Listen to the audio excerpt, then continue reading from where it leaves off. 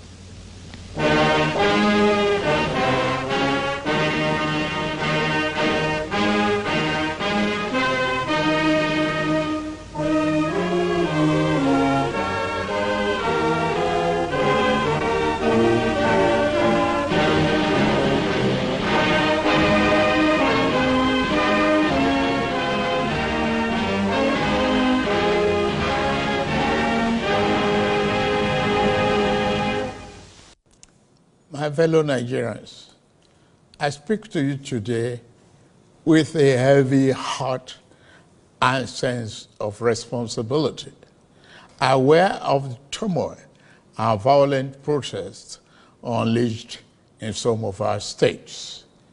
Notably, among the protesters were young Nigerians who desired a better and more progressive country where their dreams, hope, and personal aspiration will be fulfilled. I am especially pained by the loss of lives in Borno, Jigawa, Kano, Kaduna, and other states, the destruction of facilities in some states, and the wanton looting of supermarkets and shops, contrary to the promise of protest organizers that the protest will be peaceful across the country. The destruction of properties set us back as a nation, as scarce resources will be again used to restore them. I commiserate with the families and relations of those who have died in the protest. We must stop further bloodshed, violence, and destruction. As the president of this country, I must ensure public order in line with the constitutional oath to protect the lives and property of every citizen. Our government will not stand idly by and allow a few with a clear political agenda to tear this nation apart. Under the circumstances, I hereby enjoin protesters and the organizers to suspend any further protest and create room for dialogue, which I have always acceded to at the slightest opportunity. Nigeria requires all hands on deck and need us all, regardless of age, party, tribe, religion, or other divides, to work together, reshaping our destiny as a nation. To those who have taken undue advantage of this situation to threaten any section of this country, be warned. The law will catch up with you. There is no place for ethnic bigotry or such threats in the Nigeria we seek to build. Our democracy progresses when the constitutional rights of every Nigerian are respected and protected. Our law enforcement agencies should continue to ensure full protection of life and properties of innocent citizens in a responsible manner. My vision for our country is one of a just and prosperous nation where each person may enjoy the peace, freedom, and meaningful livelihood that only democratic good governance can provide. One that is open, transparent, and accountable to the Nigerian people. For decades, our economy has remained anemic and taken a dip because of many misalignments that have stunted our growth. Just over a year ago, our dear country, Nigeria, reached a point where we couldn't afford to continue the use of temporary solutions to solve long-term problems for the sake of now and our unborn generations. I therefore took the painful yet necessary decision to remove fuel subsidy and abolish multiple foreign exchange system, which had constituted a noose around the economic jugular of our nation and impede our economic development and progress. These actions block the greedy and the profit that smugglers and rent seekers made. They also block the undue subsidy we had extended to our neighboring countries to the detriment of our people, rendering our economy prostrate. These decisions are made were necessary if we must reverse the decades of economic mismanagement that didn't serve us well. Yes, I agree, the buck stops on my table, but I can assure you that I am focused fully on delivering the governance to the people, good governance for that matter. In the past 14 months, our government has made significant strides in rebuilding the foundation of our economy to carry us into a future of plenty and abundance. On the physical side, aggregate government revenue has more than doubled, hitting over 9.1 trillion naira in the first half of 2024, compared to the first half of 2023 due to our efforts at blocking leakages, introducing automation, and mobilizing funds creatively without additional burden on the people. Productivity is gradually increasing in the non-oil sector, reaching new levels and taking advantage of the opportunities in our current economic ambience. My dear brothers and sisters, we have come this far, coming from a place where our country spent 97% of all our revenue on debt service. We have been able to reduce that to 68% in the last 13 months. We have also cleared legitimate outstanding foreign exchange obligations of about 5 billion without any adverse impact on our programs. This has given us more financial freedom and room to spend more money on you, our citizens, to fund essential social services like education and healthcare. It has also led to our state and local government receiving highest allocation ever in our country's history from the Federation account. We have also embarked on major infrastructure projects across the country. We are working to complete inherited projects critical to our economic prosperity, including roads, bridges, railways, power and oil and gas development. Notably, the Lagos-Calabar Coastal Highway and Sokoto-Badagry Highway projects will open up 16 connecting states, creating thousands of jobs and boosting economic output through trade, tourism, and cultural integration. Our once declining oil and gas industry is experiencing a resurgence on the back of the reforms I announced in May 2024 to address the gaps in the Petroleum Industry Act. Last month, we increased our oil production to 1.61 million barrels per day, and our gas assets are receiving the attention they deserve. Investors are coming back, and we have already seen 2 foreign direct investments signed over $500 million since then.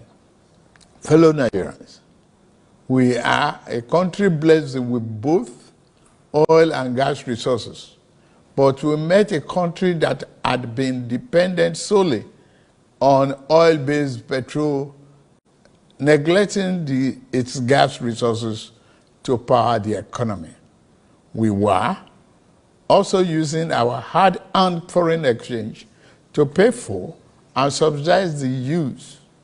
To address this, we immediately launched our compressed natural gas initiative, CNG, to power our transportation economy and bring us down.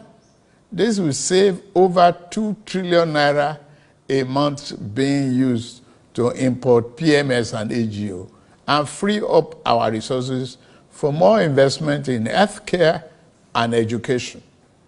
To this end, we'll be distributing 1 million kits of extremely low or no cost to commercial vehicles that transport people and goods and who currently consume 80% of imported PMS and AGO. We have started the distribution of conversion kits and setting up of conversion centers across the country in conjunction with the private sector. We believe that this CNG initiative will reduce transportation costs by approximately 60% and help to curb inflation. Our administration has shown its commitment to the youth by setting up the student loan scheme. To date, 45.6 billion has already been processed for payment to students and their respective institutions. I encourage more of our vibrant youth population to take advantage of this opportunity. We established the Consumer Credit Corporation with over 200 billion to help Nigeria to acquire essential products without the need for immediate cash payment, making life easier for millions of households. This will consequently reduce corruption and eliminate cash and opaque transactions. This week, I ordered the release of an additional 50 billion naira, each for NEL Fund, the student loan, and Credit Corporation for the proceeds of crime recovered by the EFCC.